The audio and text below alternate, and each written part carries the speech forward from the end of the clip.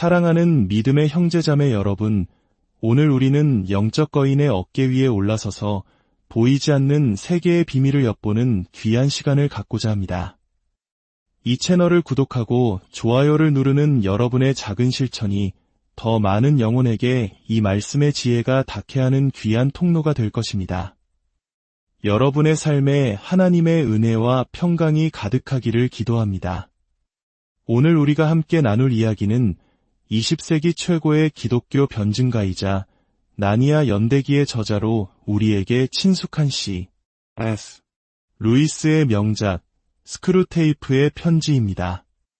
이 책은 아주 독특한 관점에서 우리의 신앙을 조명합니다. 바로 우리를 넘어뜨리려는 고참 악마가 자신의 조카인 신참 악마에게 보내는 비밀스러운 편지 형식을 빌려 유혹의 본질과 그것을 이겨내는 지혜를 역설적으로 보여주는 작품입니다. 이제 C.S. 루이스가 1941년 전운이 감돌던 유럽의 심장부에서 이 책을 세상에 내놓으며 썼던 서문을 먼저 읽어드리겠습니다. 이 서문은 앞으로 펼쳐질 악마의 목소리를 듣기에 앞서 우리가 어떤 마음가짐을 가져야 할지 알려주는 중요한 나침반이 될 것입니다. 제가 지금 대중에게 공개하는 이 편지들을 어떻게 손에 넣게 되었는지 그 경위를 설명할 생각은 없습니다. 악마에 대해 우리 인류가 빠질 수 있는 두 가지의 동등하고도 정반대되는 오류가 있습니다. 하나는 그들의 존재를 불신하는 것이고 다른 하나는 그들을 믿되 과도하고 불건전한 관심을 느끼는 것입니다. 악마들은 이 두 가지 오류 모두에 똑같이 기뻐하며 유물론자든 마법사든 똑같은 기쁨으로 환영합니다.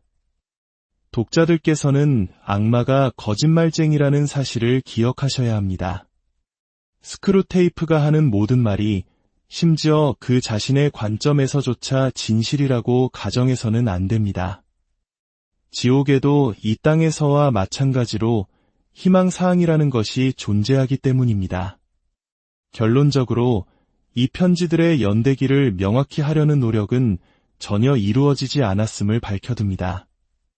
17번 편지는 식량 배급이 심각해지기 전에 쓰인 것으로 보이지만 전반적으로 악마들의 날짜 계산법은 지상의 시간과 아무런 관련이 없는 듯하며 저는 그것을 굳이 재현하려 하지 않았습니다.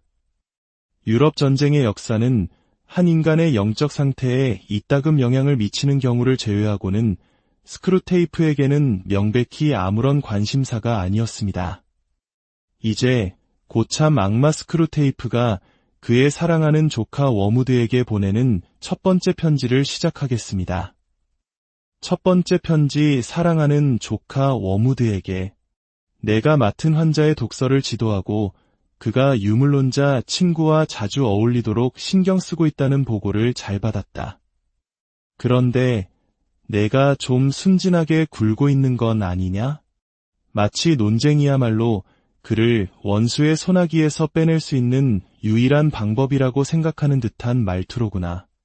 만약 그가 몇 세기 전에 살았다면 그 말이 맞았을지도 모른다. 그 시절 인간들은 어떤 주장이 증명되었는지 아닌지를 꽤 잘 알았고 일단 증명되면 그것을 진정으로 믿었지. 그들은 여전히 생각과 행동을 연결했고 이성적인 추론의 결과에 따라 자신의 삶의 방식을 바꿀 준비가 되어 있었다. 하지만 주간지와 같은 무기들 덕분에 우리는 그런 상황을 크게 바꾸어 놓았다. 내가 맡은 환자는 어릴 때부터 머릿속에서 수십 개의 양립할 수 없는 철학들이 함께 춤추는 것에 익숙해져 있다. 그는 교리를 주로 참이나 거짓으로 생각하지 않고 학문적이냐 실용적이냐 낡았느냐 현대적이냐로 판단한다. 그를 교회에서 멀어지게 하는데 가장 좋은 동맹은 논쟁이 아니라 그럴듯하게 포장된 전문 용어와 유행어야. 유물론이 참이라고 생각하게 만드느라 시간을 낭비하지 마라. 그 대신 유물론이 강하다거나 대담하다거나 용기 있다고 생각하게 만들어라. 그것이야말로 미래의 철학이라고 속삭여라. 그가 신경 쓰는 것은 바로 그런 것들이니까. 논쟁의 문제점은 싸움의 장 전체를 원수의 영토로 옮겨놓는다는 데 있다. 원수도 논쟁을 할 줄 알거든. 반면에 내가 제안하는 실용적인 선전선동의 영역에서는 지하에 계신 우리 아버지께서 수세기 동안 원수보다 훨씬 우월하다는 것이 증명되었지. 논쟁이라는 행위 자체를 통해 너는 환자의 이성을 깨우게 된다. 그리고 이성이 일단 깨어나면 그 결과를 누가 예측할 수 있겠느냐? 설령 특정 사고의 흐름을 우리에게 유리하게 뒤틀 수 있다 하더라도 너는 결국 환자 안에서 치명적인 습관, 즉 보편적인 문제에 주의를 기울이고 당장의 감각적 경험의 흐름에서 주의를 돌리는 습관을 강화시키고 말았다는 것을 발견하게 될 것이다. 너의 임무는 그의 주의를 그 흐름에 고정시키는 것이다. 그에게 그것을 진짜 인생이라고 부르도록 가르치고 진짜라는 것이 무슨 의미인지 묻지 못하게 해라. 기억해라. 그는 너처럼 순수한 영이 아니다. 한 번도 인간이었던 적이 없는 너는 원수의 그 가증스러운 이점을 모르는구나. 인간들이 평범함의 압력에 얼마나 노예처럼 속박되어 있는지 너는 깨닫지 못하고 있다. 나에게도 한때 환자가 있었지. 대형 박물관에서 독서하곤 하던 확고한 무신론자였다. 어느 날 그가 앉아서 책을 읽고 있을 때 그의 마음속에서 생각의 흐름이 잘못된 방향으로 가기 시작하는 것을 보았다. 물론 원수가 그의 팔꿈치에 바짝 붙어 있었지. 순식간에 내가 정신을 차리기도 전에 나의 20년 노력이 흔들리기 시작하는 것을 보았다. 만약 내가 이성을 잃고 논쟁으로 방어를 시도했다면 나는 끝장이었을 것이다. 하지만 나는 그런 바보가 아니었다. 나는 즉시 내가 가장 잘 통제할 수 있는 그의 부분을 공격했다. 그리고 이제 점심 먹을 시간이라고 넌지시 알려주었지. 그러자 원수는 아마도 이렇게 반격했을 것이다. 점심보다 이것이 더 중요하다고 말이야. 그가 뭐라고 속삭이는지는 정확히 엿들을 수 없지만 아마 그런 식이었을 게다. 내가 그렇지, 너무 중요해서 오전을 마칠 무렵에 다루기엔 벅찬 문제야 라고 말했을 때 환자는 눈에 띄게 표정이 밝아졌다. 그리고 내가 점심 먹고 돌아와서 새로운 마음으로 다시 파고드는 게 훨씬 낫지라고 덧붙였을 때 그는 이미 문 쪽으로 반쯤 가고 있었다. 일단 그가 거리에 나서자 전투는 승리로 끝났다. 나는 그에게 신문파리 소년이 외치는 정오 신문 헤드라인과 지나가는 73번 버스를 보여주었다. 그가 계단을 다 내려가기도 전에 나는 그의 마음속에 확고한 신념을 심어주었다. 책과 함께 혼자 갇혀있을 때 머릿속에 떠오르는 이상한 생각들이 무엇이든 간에 진짜 인생의 건강한 한방이면, 즉 버스와 신문팔이 소년만 봐도 그런 것들은 결코 사실일 수 없다는 것을 깨닫게 된다는 신념 말이다. 그는 자신이 아슬아슬하게 탈출했다고 생각했고 훗날 순전한 논리의 탈선으로부터 우리를 지켜주는 궁극적인 안전장치인 현실에 대한 막연한 감각에 대해 말하기를 좋아했다. 그는 지금 우리 아버지의 집에서 안전하게 지내고 있다. 이제 요점을 알겠느냐? 우리가 수세기 전에 그들 안에 작동시킨 과정들 덕분에 그들은 눈앞에 익숙한 것이 있는 동안에는 익숙하지 않은 것을 믿는 것이 거의 불가능하다는 것을 알게 된다. 그에게 사물의 평범함을 계속해서 각인시켜라. 무엇보다도 기독교에 대한 방어수단으로 과학, 즉 진짜 과학을 사용하려고 시도하지 마라. 과학은 그가 만질 수도 볼 수도 없는 실체에 대해 생각하도록 적극적으로 부추길 것이다. 현대 물리학자들 사이에서는 슬픈 사례들이 많았다. 만약 그가 과학에 손을 대야 한다면 경제학과 사회학에 머물게 해라. 그 귀중한 진짜 인생에서 벗어나지 못하게 하란 말이다.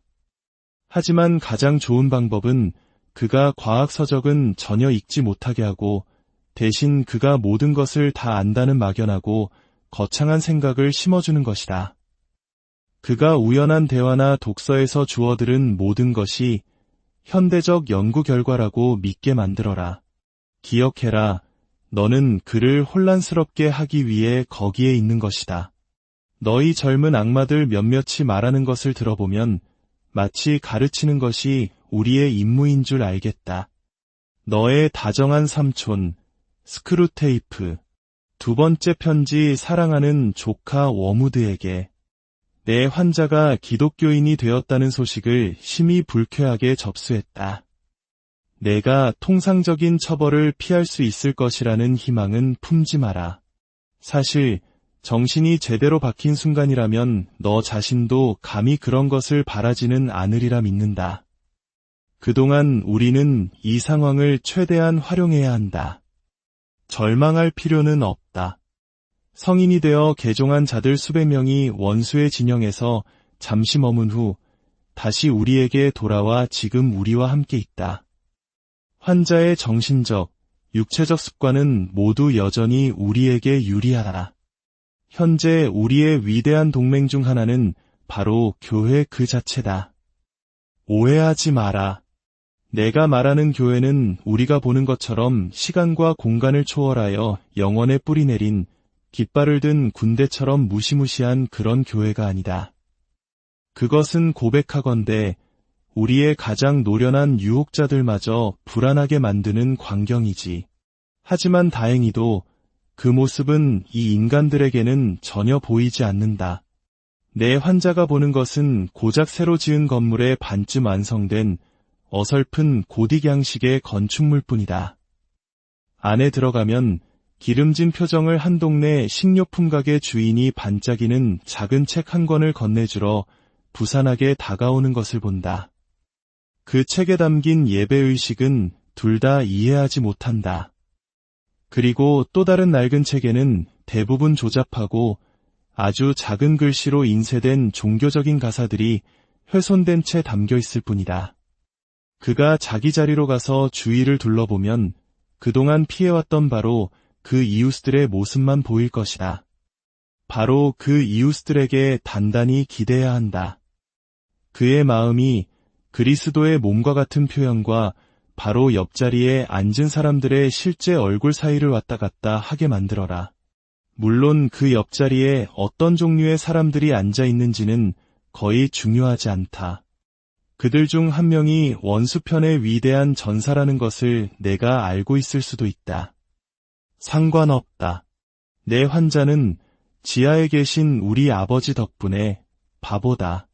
그 이웃들 중 누구라도 음정 안 맞는 노래를 부르거나 삐걱거리는 구두를 신었거나 이중턱이거나 이상한 옷을 입고 있기만 하다면 환자는 그들의 종교도 따라서 어딘가 우스꽝스러울 것이라고 아주 쉽게 믿게 될 것이다. 지금 단계에서 그는 자신이 영적이라고 생각하지만 사실은 대부분 상상에 불과한 막연한 기독교인의 이미지를 가지고 있다. 그의 마음은 톡가, 샌들, 갑옷, 맨다리로 가득 차 있다. 교회에 있는 다른 사람들이 현대적인 옷을 입고 있다는 단순한 사실이 그에게는 실질적인, 물론 무의식적인 어려움으로 작용한다. 이것이 절대 수면 위로 떠오르지 않게 해라. 그들이 어떤 모습일 것으로 기대했는지 스스로에게 묻지 못하게 해라. 지금은 그의 마음속 모든 것을 흐릿하게 유지해라. 그러면 너는 지옥이 선사하는 그 특유의 명료함 속에서 그를 놀리며 영겁의 시간을 즐길 수 있을 것이다. 그러니 환자가 교회 신자로서 처음 몇 주 동안 확실히 겪게 될 실망감 혹은 허탈감에 대해 열심히 공략해라. 원수는 모든 인간적 노력의 문턱에서 이러한 실망이 일어나도록 허용한다. 어린 시절 오디세이 이야기에 매료되었던 소년이 실제로 그리스어를 배우기 시작할 때 사랑에 빠진 연인들이 결혼하여 함께 사는 법을 배우는 실제 과업을 시작할 때 삶의 모든 영역에서 이러한 실망은 일어난다. 이는 꿈꾸는 열망에서 고된 실행으로의 전환을 의미한다. 원수가 이런 위험을 감수하는 이유는 이 역겹고 작은 인간 벌레들을 그가 말하는 자유로운 연인이자 종, 그리고 아들로 만들려는 기묘한 환상을 가지고 있기 때문이다. 그는 이 두 발 달린 동물들과의 부자연스러운 관계를 통해 영적인 세계 전체를 타락시키려는 뿌리 깊은 애정을 가지고 있다. 그들의 자유를 원하기 때문에 그는 그들을 단순한 애정이나 습관으로 자신이 제시한 목표로 이끌기를 거부한다. 그들이 스스로 하도록 내버려 둔다. 거기에 우리의 기회가 있다. 하지만 기억해라. 거기에 우리의 위험도 도사리고 있다. 일단 그들이 이 초기의 메마름을 성공적으로 통과하면 그들은 감정에 훨씬 덜 의존하게 되고 따라서 유혹하기가 훨씬 더 어려워진다. 지금까지 나는 옆자리의 사람들이 합리적인 실망의 근거를 제공하지 않는다고 가정하고 글을 썼다. 물론 만약 그들이 그렇다면 즉 환자가 우스꽝스러운 모자를 쓴 여자가 광적인 브리지 게임 플레이어라거나 삐걱거리는 구두를 신은 남자가 구두쇠이자 착취자라는 것을 안다면 너의 임무는 훨씬 더 쉬워진다. 그때 내가 할 일은 단지 나 같은 사람이 어떤 의미에서 기독교인이라고 생각할 수 있다면 내 옆자리 사람들의 다른 악덕들이 그들의 종교가 단지 위선과 관습에 불과하다는 증거가 되어야 하는가? 라는 질문이 그의 마음에 떠오르지 않도록 막는 것뿐이다. 너는 그런 명백한 생각이 인간의 마음에 떠오르는 것을 막는 것이 가능하냐고 물을지도 모른다. 워무드, 가능하다. 아주 가능하다. 제대로만 다루면 그 생각은 그의 머릿속에 아예 들어오지 않을 것이다. 그는 아직 원수와 함께한 시간이 길지 않아 진정한 겸손을 갖추지 못했다. 그가 무릎 꿇고 자신의 죄에 대해 말하는 것은 모두 앵무새처럼 따라 하는 말일 뿐이다. 마음 깊은 곳에서는 그는 여전히 자신이 개종을 허락함으로써 원수의 장부에 매우 유리한 신용잔고를 쌓았다고 믿고 있으며 이 거만하고 평범한 이웃들과 함께 교회에 가는 것이 대단한 겸손과 관용을 보이는 것이라고 생각한다. 가능한 한 오랫동안 그를 그런 마음 상태에 머물게 해라. 너의 다정한 삼촌